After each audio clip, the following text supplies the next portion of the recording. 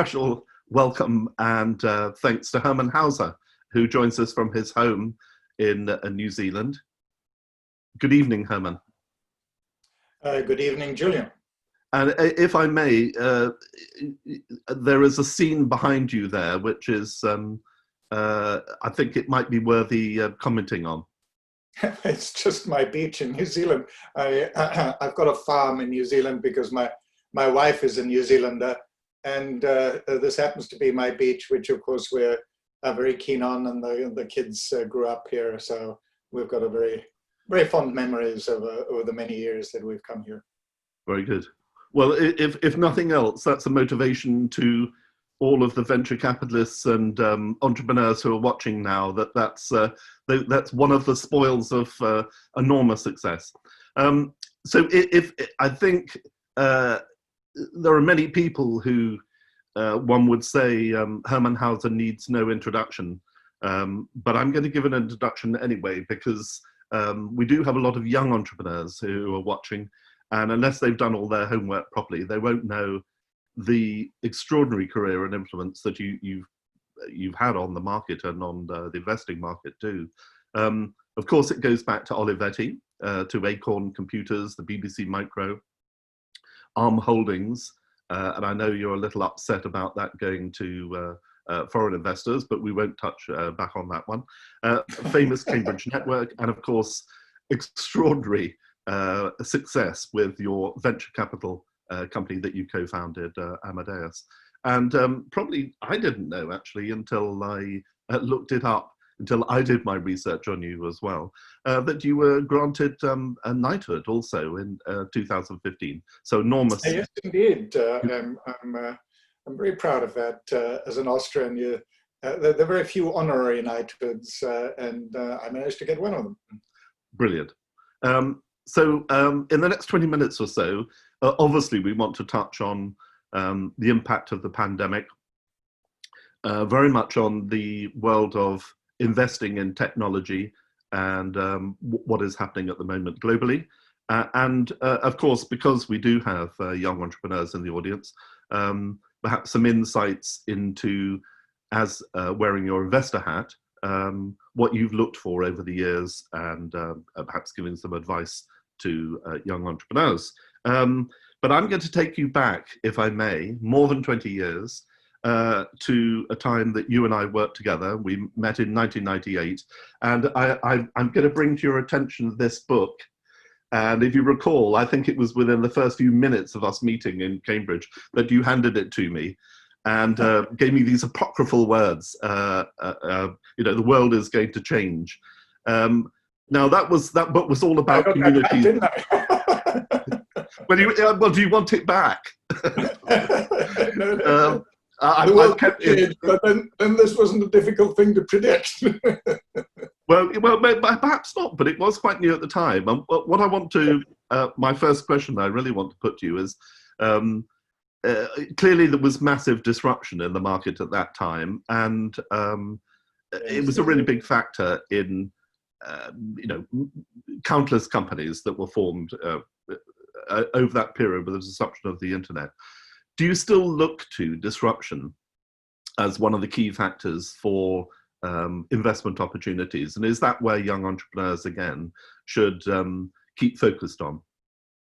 Absolutely. I think disruptions are happening faster now than they ever happened before. And that also means that the opportunities for young entrepreneurs are greater than ever before, because it's a combination of people finally understanding that these disruptions, especially in deep technology, can have a lasting effect, and now can have an effect really quite quickly.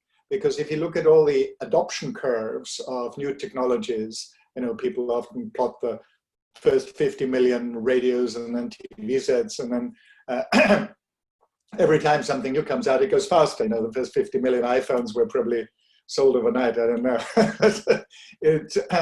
It goes faster and faster. And we've got a number of very, very basic disruptions happening right now. And I always quote four. One, of course, is to do with AI and machine learning. Two is the blockchain and smart contracts. Three is synthetic biology. and 4, not surprisingly, for a physicist like me, it's quantum computing. And when we look at the impact of all that, and it's been feeding into the market for a great amount of time, perhaps one of the more prominent sectors was the financial services market. There's most, I'm not talking about the internet, I'm talking about more sophisticated fintech technologies that have cropped up over the period. And I think our friends at Aqua Partner have quoted about 450,000 equivalents of fintech in almost every sector now. Is that going to continue? Is there an optimal point for that, or is it going to pervade into everything that we do? Well, we're just at the beginning of it, because there are some very fundamental changes just about to happen. Mainly, I think the biggest platform that is going to appear are these stable coins that will probably be state supported. So that has, in fact, just last month, the Bank of England produced a wonderful report on central bank digital currencies that, basically the e-pound. And Sajid Javid, who was Chancellor, actually would have announced it at his first budget, but it didn't manage to get to his first budget. Taken by events. So it is imminent. The big danger, of course, is that although Britain and the Bank of England in particular are at the forefront of this, they're trying to do it together with, of course, a number of Western countries and have a consortium of banks that have an interoperable a central bank digital cash standard. And the danger is the Chinese might just do it anyway by themselves without speaking to anybody. And they of course have already had this spectacular success with Alipay and WeChat. And they might, in a very short period of time, bring out a stable coin that people use for payment and in preference to the dollar. And the other big initiative, of course, is the Libra from. Is this sorry to interrupt. Is this primarily for smoothing consumer transactions, or does it have an impact on the exchange markets and debt financing at that sort of level for countries, or is it peculiarly consumer oriented? Now, this is basically for everything, because at the moment the way we pay for things is either with cash, which is down to just 28% in Britain, or with debit cards, which is actually the majority of payments that we make, or credit cards, where we all pay 2% to the robber barons. And then the very large companies just have account-to-account transfers. But if you have a digital cash that is a central bank backed, you basically unite all these payments in a system that is frictionless, costs nothing, because it's a replacement for a pound. If I give you £10, there's nobody that clips it in the process of me giving you the £10. You get exactly the £10 that I give you, and that's what digital cash does. So it's instant in the same way that £10, and it's safe. So you can also do it with very much larger amounts. So people wouldn't typically pay £1 million or so in cash, because that's not a sensible thing to do, but you can do it with a digital currency. So once you have this as a platform, then all the other financial services can sit on top of it. So there's a wonderful opportunity for new companies, new banks, new lenders, new exchanges, and new currency exchanges to work much more efficiently with much less friction. And is this a government initiative? I mean, you spoke about our Chancellor in the UK. Yes, it's an initiative of well, quite a few stablecoin initiatives.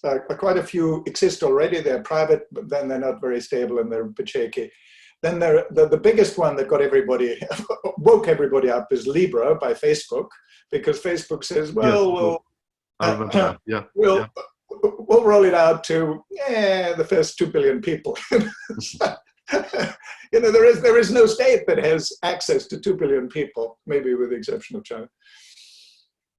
So that woke people up, and then Mark Carney gave this famous talk at Jackson Hole where he talked about synthetic hegemonic currencies that really we all ought to get together, all the central banks ought to create one currency that's based on the basket of currencies, so that all these exchange rates disappear, and it's a reflection of the actual trade in the world rather than the US dollars, which is responsible for 15% of the world trade. Of course. 60% of the world trade is settled in dollars, and this is clearly unrealistic.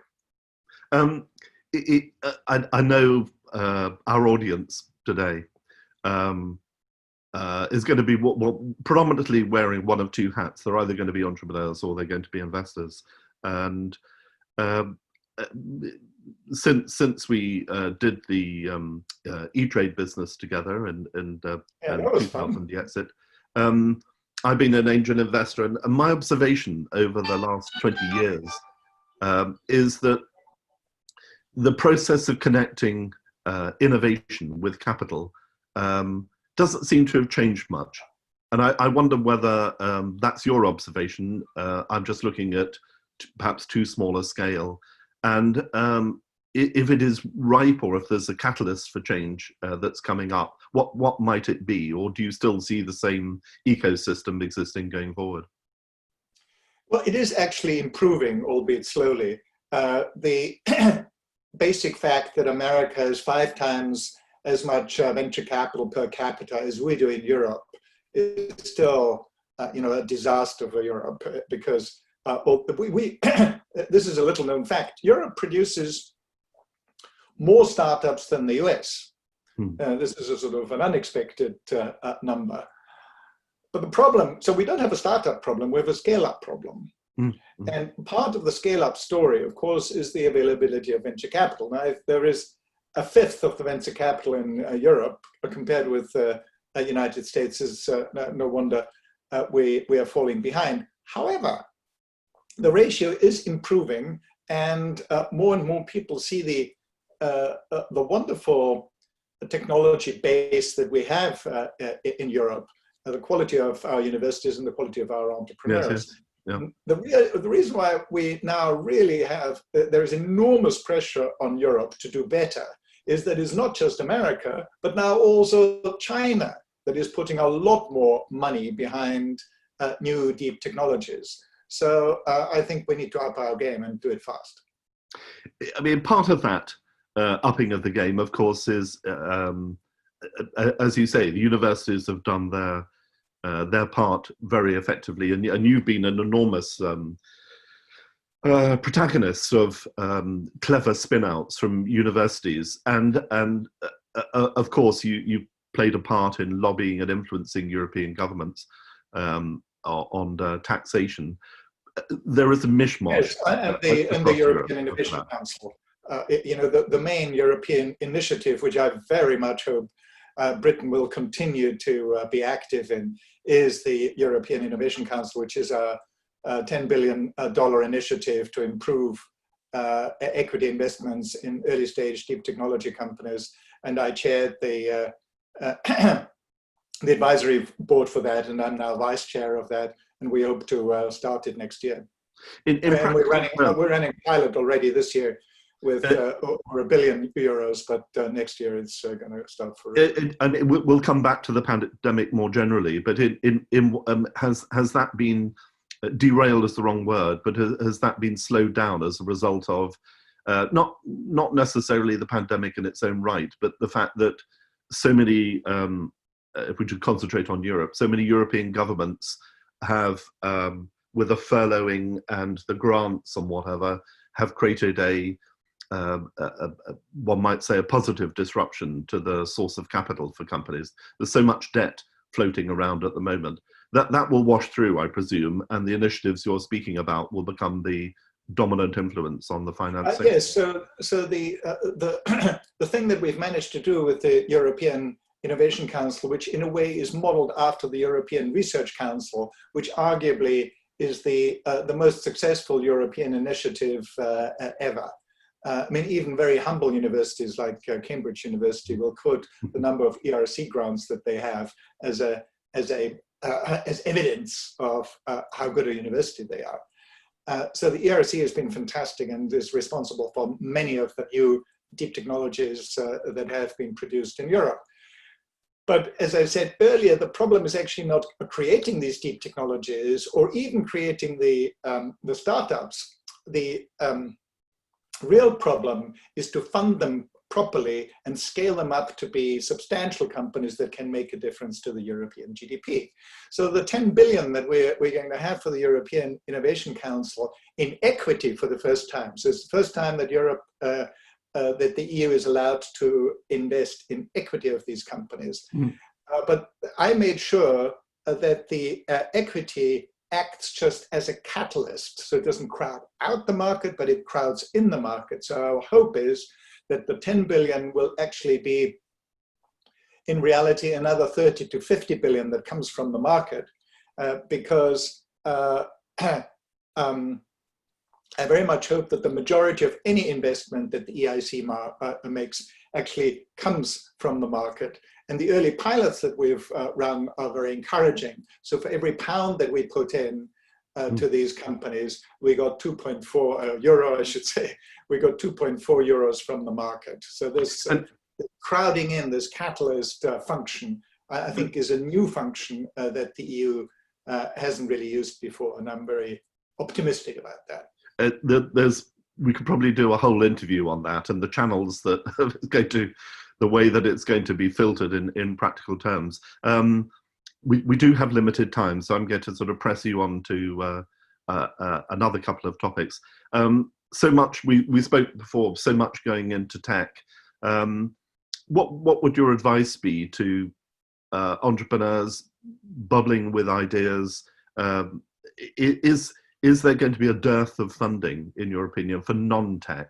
Of course, there are innovations across everything from food production, whatever, all the fundamentals. Is it a smart? Obviously, it's a smart thing to go for tech because there's still a lot of money in there. But what about non-tech? Well, I'm a geek, so the only thing that I know about wrong person to ask is tech and deep tech at that. So I'm not so familiar with consumer companies, etc. So that's what I concentrate on. But the indirect answer that I can give is that a number of the improvements that we've brought about through technology, especially AI and machine learning, is to build platforms that make it much easier for people then to build companies on top of that address particular applications for the segment that they're experts in. So agri-tech, for example, is a classic one. Our understanding of genetics now and the speed with which we can characterize new plant varieties allows us to, and the phenomenal amount of information that we now have about the weather, and through satellite pictures, we can determine crop yields much more accurately. This opens up a whole area of opportunities for new companies to make their mark. Okay. We must talk about your may have changed over the years, but there's probably some fundamentals. Your criteria for selection, and this is really of companies that you're backing, either as a private investor or through Amadeus, the venture capital company. A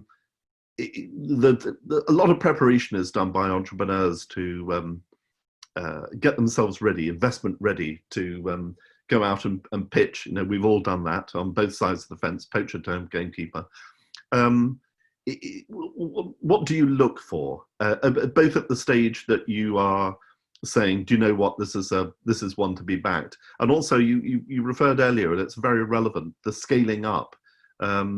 Perhaps you can touch on both of those phases of an entrepreneurial journey. Yes. Well, let's deal with the first phase, the startup, and maybe even the pre-startup. And I've got three main criteria. And like every good computer scientist, of course, I start with the 0th one, which is passion. So before we get to anywhere, Okay. you know, does the entrepreneur really have the passion? That was the one wonderful thing that I saw in you when you you know, joined E-Trade and built up E-Trade. You had that passion and willingness to put the shoulder to the wheel and really made it the success that it finally became. So, but then the three are size and growth rate of the market, because unless it's big, why bother? You know, we need to build substantial companies. The second one is the quality of the team. And there I have, and then the third one is defensible technology. But the reason why it's in that order is, and again, for a geek like me, this is a bit disappointing that people are more important than the technology, but I've seen so many cases when A team with C technology beats the C team with A technology every time. Yeah. So people clearly are more important than the technology. But then I do also look for defensible technology, so that if people finally realize that this technology really is going to make a difference, is going to make it, so that they can't just copy it and you've lost the advantage. So it's a lasting advantage for the company. And then coming on to phase two, that then allows you to raise much larger amounts of money. So we've just managed to raise over 400 million now, I think, for GraphCore, on almost a pre-revenue company at a $2 billion valuation. That's not unusual in Silicon Valley and in America, but to pull this off in Europe is still rare. So we managed to do it with GraphCore, but it's sadly still the exception rather than the rule. However, it's an example of where we did manage to do it in Europe. Actually, we did manage to do it in Bristol, of all places. You know, so it can be done. Excellent. I can see that we're running out of time, and you know, I'm sure both the audience and you and I would love to go on, because there's so much more that you can contribute to a conversation on almost anything in this space. So I'm going to ask this slightly trite journalistic question of you, and say, what would be your single message to everybody, given that we've probably got watching us now several hundred venture capitalists, entrepreneurs, startup, and everybody in the ecosystem.